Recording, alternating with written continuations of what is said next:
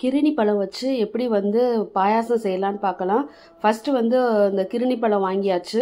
இதை வந்து நல்லா கட் பண்ணிவிட்டு ஒரு பாதி போர்ஷன் மட்டும் எடுத்துக்கோங்க. அரை போர்ஷன் எடுத்துட்டு அதை மிக்சியில் போட்டு நல்லா அடித்து மையாக அடித்து ஒரு சைடு தனியாக எடுத்து வச்சுக்கோங்க. இது வந்து ஃபஸ்ட்டு ஸ்டெப்பு.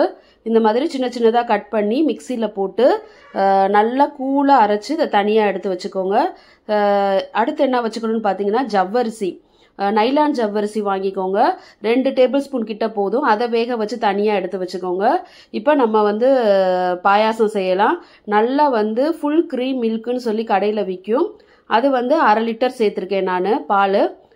அந்த பாலை வாங்கிட்டு வந்து நம்ம வந்து காய்ச்சணும். இப்போ நல்லா பொங்கிடுச்சு பால் பொங்குனதுக்கப்புறம் அந்த ஆடைகள் எல்லாம் ஓரத்தில் எடுத்து விட்டு கொஞ்சம் அதை வந்து காய வச்சுக்கோங்க. இப்போ இதோட நம்ம அடுத்தடுத்து என்ன சேர்க்கலாங்கிறத ஒவ்வொன்றா பார்க்கலாம். ஃபஸ்ட்டு வந்து பார்த்திங்கன்னா இந்த தனியாக வந்து பார்த்திங்கன்னா ஒரு 1/2 கப் அளவு உள்ள பால் ஏற்கனவே காய்ச்சி அதை ரூம் டெம்பரேச்சருக்கு கொண்டு வந்து அதில் வந்து 2 tablespoon custard powder, vanilla flavour எடுத்திருக்கேன் நான். அதை வந்து இந்த மாதிரி தனியாக வந்து கலந்துக்கணும். இந்த 1/2 கப் பால் வந்து ஏற்கனவே நம்ம வந்து காய்ச்சி ஆற வச்சுருக்கணும். இந்த மாதிரி இதை நல்லா வந்து கலந்து விட்டுட்டு நம்ம 1/2 லிட்டர் பால் காய்ச்சிக்கிட்டு இருக்கோம்ல அடுப்பில் வச்சு, அதோட வந்து இந்த 1/2 கப் பாலை வந்து சேர்த்துக்கிறோம். சேர்த்துட்டு அடுப்பை வந்து சிம்மில் வச்சுக்கோங்க. வச்சுட்டு இதை லைட்டாக இந்த மாதிரி மிக்ஸ் பண்ணி விடுங்க.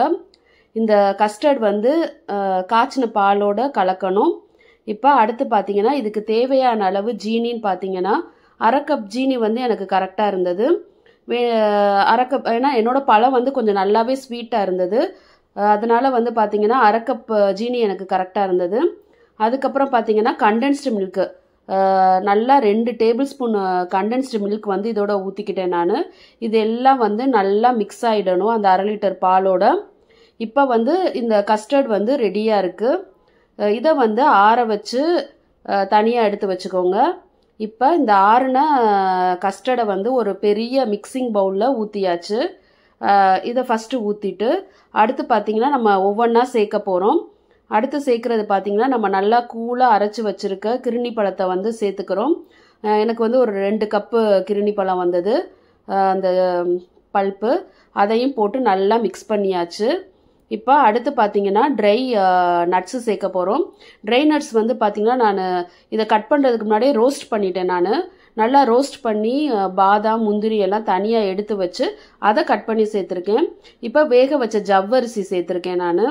உங்களுக்கு நல்லாயிருக்கும் சாப்பிட்றப்ப பபுளாக ஒவ்வொரு இடத்துல வர்றப்ப. அதையும் சேர்த்தாச்சு.